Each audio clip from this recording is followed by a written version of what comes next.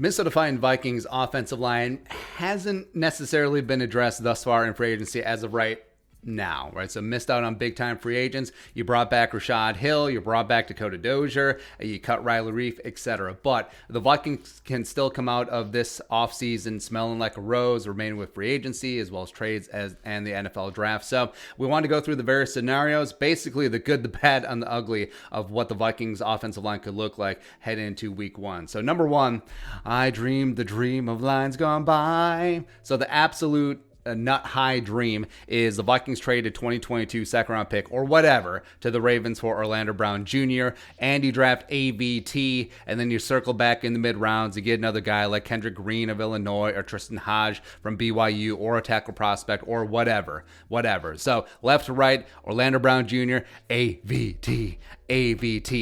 Bradbury, and you keep Ezra at guard, that's fine. And then you have Brian O'Neill. Or you could work in an Eric Fisher or Mitchell Schwartz, and then you play Yankee swap with who's playing tackle, whatever. Secondary dream, so you sign Forrest Lamp for the league minimum and hoping that he can stay healthy and get after it. And then you draft offensive line in round one. Darisaw, Slater, AVT, Sam Cosby. In this illustration, we use Darisaw. And you circle back and add depth in the interior later on. And yes, in this scenario, Ezra still stays at guard, even though he could still be an upside left tackle down the line. But you feel pretty damn good about the situation. And it's so funny, because like a couple months ago, it was like, oh, Christian Darisaw at 14, that's a little bit high. And now you're just begging.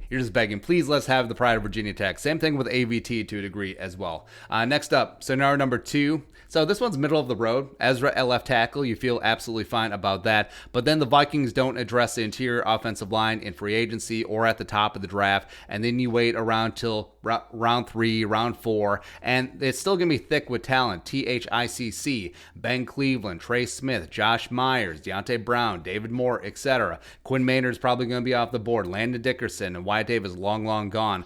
But you're getting some talent, but you're not getting that top tier pipe hitters that you want out of the gates right away. And also the other guard spot is open to competition. Oli Udoh, Kyle Hinton, Mason Cole. It's not necessarily the worst, but given the coaching staff's attachment to Dakota Dozier and Drew Samia and Rashad Hill, I don't know. I don't know. But overall, I think this one is not out of the realm of possibility. It's definitely not preferred to going offensive line round one if it is Darisaw or Slater or AVT, but still in the mix. Lastly, the absolute worst case scenario, the nut low. So signing no free agents of note, and you don't draft offensive line until the middle rounds, but players that have more potential, sure, but you're not going to start them day one because Zimmer never plays rookies. And then nightmare. Dozier ends up starting again, just being handed the job. Ezra stays at right guard, and Rashad Hill is your new starting left tackle. And Udoh and Hinton and Mason Cole aren't allowed to compete because we know how Rick Dennison rolls. And this is a non-zero chance, which is why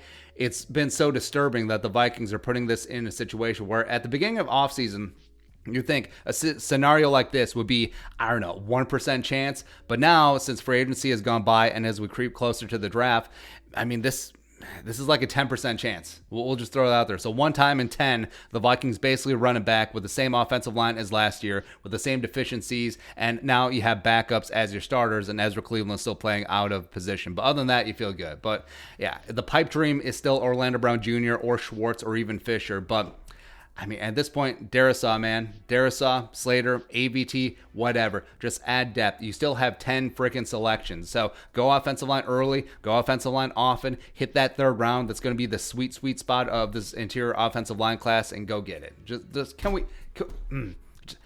You can keep hope alive. Like, yes, you missed out on Jumpin' Joe Thuney and Zeitler and Blythe and Postage and whatever, but this can still be fixed.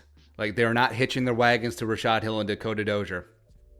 Unless they are, then that's disturbing. And then you get what you get. If that is a plan, you deserve what you get, and everyone should be fired. So maybe that's the long-term plan. Who knows? But your thoughts, Vikings offensive line scenarios, let us know in the comment section below. Subscribe for daily Vikings takes. Want to support that work, pull some of the Venmo. But until next time, Skol, production value.